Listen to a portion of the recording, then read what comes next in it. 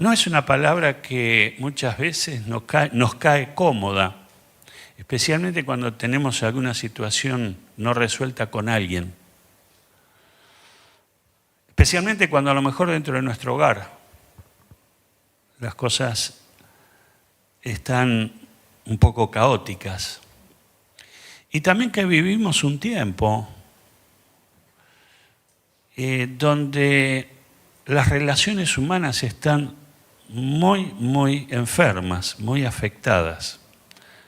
Si no, fíjese lo que venimos viendo en televisión, lo que pasó con el matrimonio presidencial. Y nos damos cuenta que puertas adentro pasan cosas muchas veces tan dramáticas, tan feroces, que es producto de una sociedad enferma que estamos viviendo, donde vemos a gente pelearse en la calle, donde vemos la violencia, donde vemos la agresión verbal, la agresión física y tantas manifestaciones de intolerancia.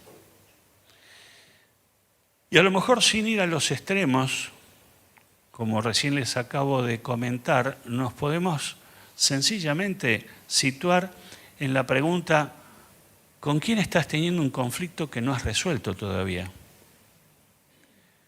Cuando yo hago esta pregunta, yo sé cómo funciona tu mente, como funciona la mía también, porque fuimos hechos del mismo material, porque nos ha hecho el mismo creador. Y entonces, de pronto, cuando yo hago mención a conflicto, yo sé que en su mente en este momento aparece el nombre de una persona, o de varias. Yo sé que cuando digo y hablo de perdón, de pronto ya nosotros nos adelantamos y de pronto entramos a pensar cómo estoy en este tema, cómo andan mis cosas en este tema. Y sin duda que los temas no resueltos, las relaciones fracturadas, quebradas, las ofensas producidas en el tiempo pasado siguen vigentes, a menos que pasemos por la puerta del perdón, a menos que entremos al umbral del perdón. Yo quiero compartir con ustedes 4 ideas, cuatro verdades que encuentro en esto. Es un tema muy amplio, es un tema muy extenso, es un tema que contiene demasiadas variantes y hasta sería casi un tema como para desarrollar en una materia de seminario teológico. Pero en esta mañana yo solamente quiero compartir con ustedes 4 ideas, porque creo que si de estas 4 ideas, pensamientos, afirmaciones que voy a compartir, algo de esto queda, creo que sería un buen paso para interpretar y entender cabalmente lo que significa o recibir o experimentar los beneficios del perdón. La primera idea es una base. Es como el contrapiso, el fundamento, los cimientos de lo que vamos a construir a partir de ahora en este tema. Y la primera verdad es que Dios nos manda a perdonar. Dios nos manda a perdonar a quienes nos ofendieron. Y también, directamente relacionado con esto, Dios nos manda a pedir perdón a quienes hemos ofendido. Entonces, sea ofendido o sea ofensor, necesito entonces entender que Dios nos manda a perdonar. Y hay algo que Dios ha decidido hacer, es que Él ata su perdón a nuestro perdón. Dios sujeta el perdón de Él hacia nosotros, así como nosotros perdonamos a nuestros deudores. Es lo que Jesús enseñaba en el Padre Nuestro, ¿se acuerdan? Señor, perdona nuestras faltas, así como nosotros perdonamos a nuestros deudores. Estamos atados. Y estamos atados de dos maneras. Estoy atado a Dios en obediencia a lo que Él me manda, y estoy atado a mi hermano, mi hermana, mi prójimo, con el cual tengo conflicto. Mateo 6, versículos 14 y 15, dicen: porque si perdonan a otros sus ofensas, también los perdonará a ustedes mi Padre Celestial, o su Padre Celestial. Pero si no perdonan a otros sus ofensas, tampoco su Padre perdonará a ustedes las suyas. Estamos atados. Estamos atados. Dios ha decidido ponernos como las esposas que pone la policía, y de pronto la pone, o las dos manos, las dos muñecas, o la esposa va sujeta a un policía, entonces nos ata. Y aquí nosotros estamos atados en este aspecto al Señor. Colosenses 3:13. Colosenses 3:13 nos habla de algo similar. Dice: de modo que se toleren unos a otros y se perdonen si alguno tiene queja contra otro. Así como el Señor los perdonó, perdonen también ustedes. Estamos atados. Significa que mi perdón está atado, o sea, el perdón que yo necesito de Dios, el perdón que Dios tiene dispuesto para mi vida, está atado a si yo opero de la misma manera, si yo actúo del mismo modo. Por razones de tiempo no tenemos el tiempo, pero hay un relato que Jesús hizo acerca de una persona que le debía a otro, y le debía una gran suma de dinero, y de pronto fue movido a misericordia a quien le debía a este hombre, y le perdonó la deuda. Pero este hombre, cuando salió, se encontró con otro que le debía menos, y lo agarró del cogote y lo quiso meter en la cárcel para que le pagara. Cuando se enteró el otro, o sea, el señor mayor, lo mandó a llamar y dice: pero siervo inmoral has sido, porque si yo te perdoné tanto, ¿por qué vos no hiciste lo mismo con el otro que te debía menos? Ahora vas a la cárcel. Esa parábola, ese cuento de Jesús nos pone en la dimensión de cómo opera Dios. Nos revela cómo opera Dios. Dios ha decidido atar o condicionar su perdón a mi perdón. Entonces estoy atado. Pero muchas veces nosotros queremos cortar esta relación, digamos, de la siguiente manera: quiero que Dios me perdone. Es más, necesito que Dios me perdone, pero no estoy dispuesto a perdonar a quien tiene deuda conmigo. Y entonces aquí se produce un conflicto. Un conflicto de intereses.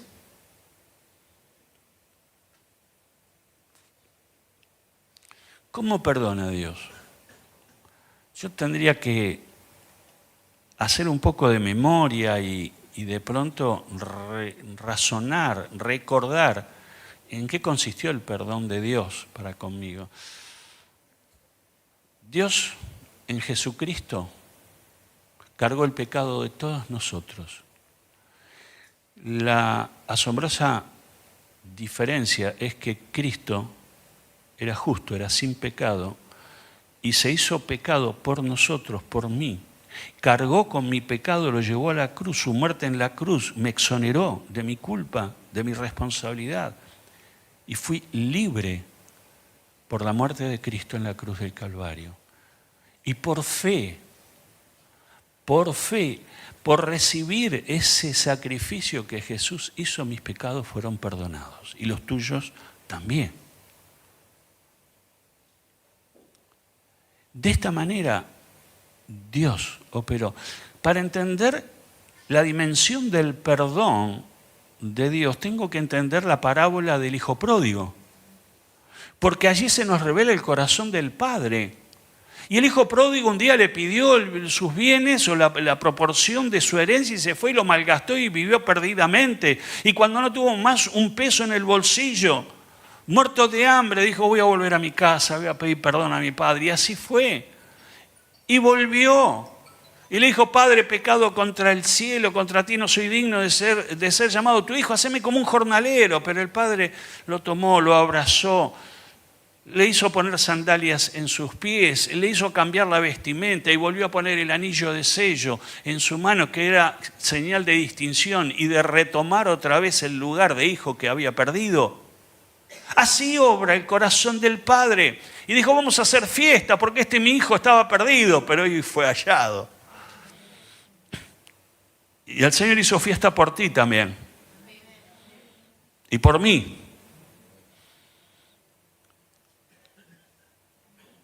Hay celebración en los cielos por cada pecador que se arrepiente, que se hace merecedor del perdón de Dios. Entonces, la primera idea que quiero dejar en claro: Dios me manda a perdonar y ata su perdón a mi perdón. ¿Estamos de acuerdo? ¿Lo digo yo? No, lo dice el Señor. La segunda idea: el perdón no es justo. Entonces, la verdad que cuando lo escuché por primera vez me impactó. Y el perdón nunca es justo. Y usted me puede preguntar, me puede decir: ¿y por qué, pastor? Porque el perdón no le da al ofensor, a quien me ofendió, a quien me faltó, no le da lo que merece, le da lo que necesita. Es diferente. Nosotros, cuando alguien nos ofende, nos falta, nos estafa, nos miente, nos perjudica, nos traiciona, queremos que sea juzgado, que reciba conforme al daño que me hizo y más también.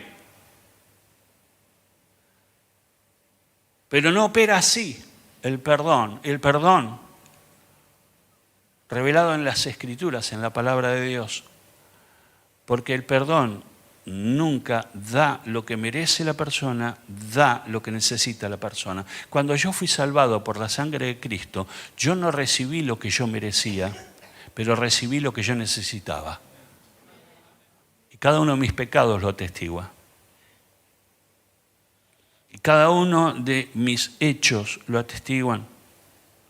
Y cuando paso el videotape de mi vida, lo atestigua. Porque si Dios me tendría que haber dado lo que yo merecía, yo no estoy parado en este lugar,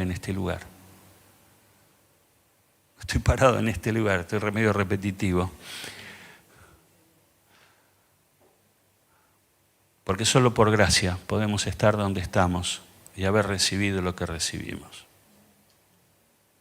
Nunca recibiste lo que mereciste, recibiste lo que necesitaste. ¿Qué necesitabas? ¿Qué necesitaba yo? Perdón. Porque por mí mismo no me podía salvar, por mí mismo no me podía exonerar, sino por gracia, regalo de Dios.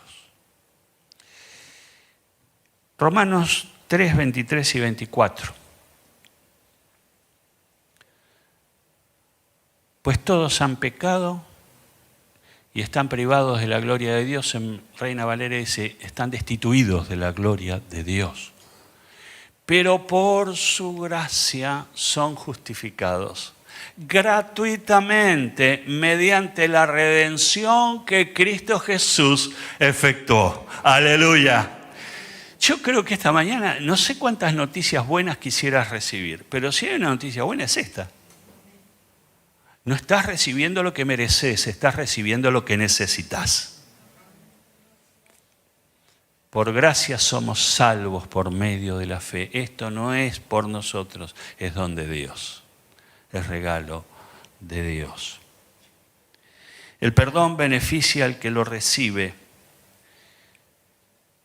y también al que lo otorga.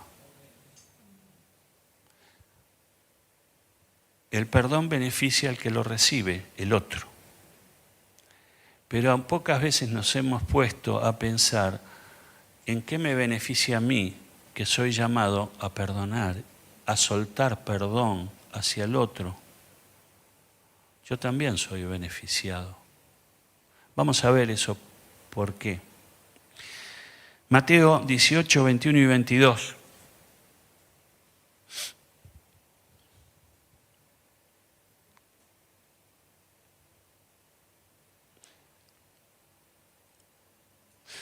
Pedro se acercó a Jesús y preguntó: Señor, ¿cuántas veces tengo que perdonar a mi hermano que peca contra mí?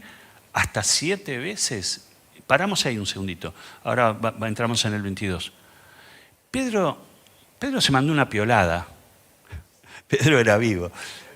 Él sabía 7 número divino, 7 número perfecto. Le voy a tirar al Señor la cifra. Y seguro que me gano el aplauso de Jesús. Señor, ¿tengo que perdonar hasta 7 veces? Y entonces el 22, ahora,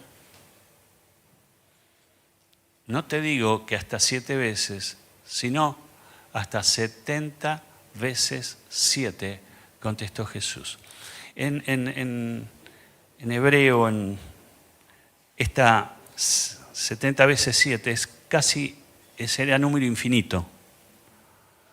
Era un número incontable, o sea, todas las veces tenés que perdonar. Siempre tenés que perdonar. Siempre. Así que el perdón beneficia al que lo recibe porque no se lo merece, pero también beneficia al que lo da porque hace lo que Dios dice que hay que hacer. La tercera idea acerca del perdón o del ejercicio del perdón. La tercera idea es que el problema es el orgullo. Es que el orgullo es nuestro gran impedimento para otorgar perdón y pedir perdón. Nuestro orgullo, nuestra arrogancia, la tenemos que dar el nombre que corresponde. Nuestro amor propio muchas veces nos impide soltar el perdón, otorgar perdón o pedir perdón cuando yo fallo, cuando yo defraudo. Mi orgullo, tu orgullo, es justamente un obstáculo que debo vencer, al que debo conquistar, al que debo vencer en mi interior para poder entonces ejercer el perdón y ser perdonado. El amor propio es el que nos impide reconocer nuestras fallas. Algunas de las cosas que uno ve, sin ser un profesional, cómo muchas veces nos justificamos para no perdonar. Entonces, armo argumentos, armo justificaciones, y algunas de las cosas en las que nos volvemos algunos más hábiles que otros es como poner la pelota en la cancha ajena. Entonces, sí, pero vos me hiciste, me dijiste, pensaste de mí, actuaste de esta manera, hablaste de mí. O sea, siempre tenemos alguna argumentación para sacarnos de encima la responsabilidad. Para de alguna manera colocar en la otra persona la responsabilidad y no asumir que perdonar,